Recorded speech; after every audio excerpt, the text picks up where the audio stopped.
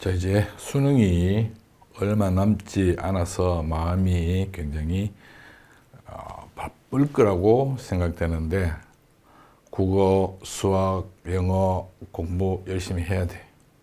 사회문화는 나랑 조금만 하면 좋은 등급을 받을 수 있다. 각 단원별로 또 지문에서, 선지에서 유의해야 될 점 중심으로 해서 몇 가지들을 알려줄 테니까 그런 부분을 조심해서 수능 시험 준비를 하면 등급 분명히 올릴 수 있다는 겁니다. 그래서 조금만 하도록 해봅시다. 자, 먼저 표 분석에 대해서 간단하게 설명을 할 테니까 이미 잘 알고 있기 때문에 간단하게 설명해 보도록 합시다. 표는 이제 인적사항 같은 것으로 인해 가지고 집단 간 비교를 하기 위한 기초 자료와 그 다음에 이제 주제, 내가 알아보고자 하는 그러한 것들을 연구한 주제와 관련된 자료가 나누어져 있는데, 일반적으로 이 인적사항에 대한 집단 간은 비율끼리 더하기가 곤란하다는 점을 꼭 명심해야 된다는 겁니다.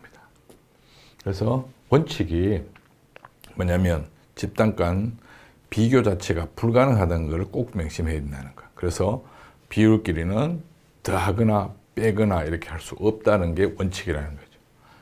그런데 이제 집단 크기를 모르기 때문에 이렇게 되는데, 집단 크기를 찾아내는 경우가 있죠. 그 경우는 어떤 집단들이 있다면 그 집단들의 평균 값에서 가까이 있는 집단이 규모가 훨씬 더 큰 집단이라는 거죠. 그렇게 해서 찾아내고, 그러나 만약에 이 평균값이 각각 각 집단들의 평균값하고 똑같다면 이 규모를 찾기는 어렵다라는 거, 요 점도 알아둬야 됩니다. 그런데 요 뒷부분은 시험에는 아마 내기가 힘들 겁니다. 출제해보면 그런 경우를 만들어내는 것이 굉장히 어려워요. 그래서 나도 중간에 포기했습니다.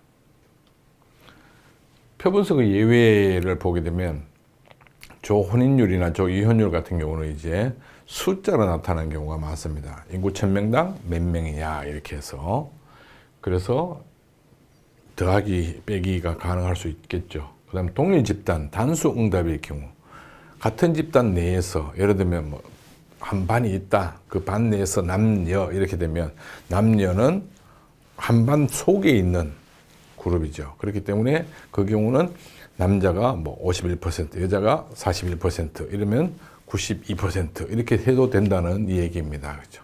단수 응답, 즉 하나만 선택했을 때 있는 대로 고르시는 복수응답이죠. 제일 좋은 거 하나만 고르실 때. 그 다음에 이제 집단 간 구성원이 동일할 경우도 비교 가능하다. 예를 들면 이제 이런 거죠. A반과 B반이 구성원이 30명, 30명이다. 이 경우 각각 비율끼리 비교해도 됩니다. 왜? 구성원이 같기 때문에. 항상 수가 같게 나오지, 비율에 따라서. 주의사항, 표 분석 문제는 한 2문제 정도 꼭 나오게 되는데, 이때 이 표시된 조건을 반드시 고려해서 풀어야 된다는 거 꼭 명심해야 되죠. 이 조건 하나라도 빼면 완전히 답이 달라집니다. 그 다음에 평균값으로 나오는 경우가 있는데, 이제 예를 들면 2006년에서 2008년 이렇게 하면 2006, 2007, 2008년 이 세 개의 연도의 평균치라는 얘기죠. 그래서 그 평균값이 51%라고 해서 2006년도 과반, 2007년도 과반, 2008년도 과반 이런 얘기는 아닙니다. 그러니까 꼭 명심할 수 있도록. 그 다음에 이제 변화율을 구하는 거죠. 첫 번째는. 그래서 수의 변화일 때는 분모의 기준치를 넣고, 그 다음에 비교치 빼기 기준치 곱하기 100 이렇게 해 나가는 거죠. 그렇죠.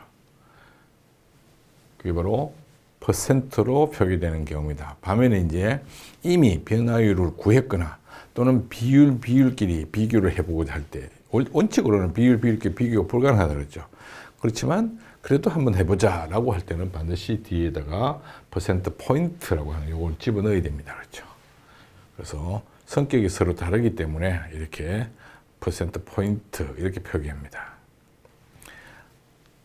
내용에서도 유의해야 될 점들이 전체적으로 이제 보면은 뭐냐면은 단어 중심이 아닌 맥락 중심으로 이해해야 된다는 거죠. 예를 들면 합의라고 하는 것은 구성원 전체의 합의 이러면 기능론으로 처리되지만 지배 계층의 합의 이러면 갈등론으로 처리된다는 거 이런 부분이 있습니다. 그다음 두 번째는 또 보편적인 내용인지 예외적인 내용인지 이런 것들. 예를 들면 비교 연구라고 하는 것이 실증주의적 탐구 방법에서 집단 간의 비교입니다. 그러나 일기 비교라든가 메모 비교라든가 노트 비교라든가 이런 것들은 해석학적 탐구 방법에서 쓸 수 있는 방법이기도 합니다. 이렇게 해서 전체적인 부분을 표분석과 관련해서 알아봤습니다. 그래서 다음 시간에는 일단 1단원의 중에서 사회문화 현상의 그 특징을 자연현상하고 비교했을 때 어떤 점이 같고 어떤 점이 다른지 그 부분에 대해서 우리가 꼭 알아야 될 것이 무엇인지 한번 확인해 보도록 합시다.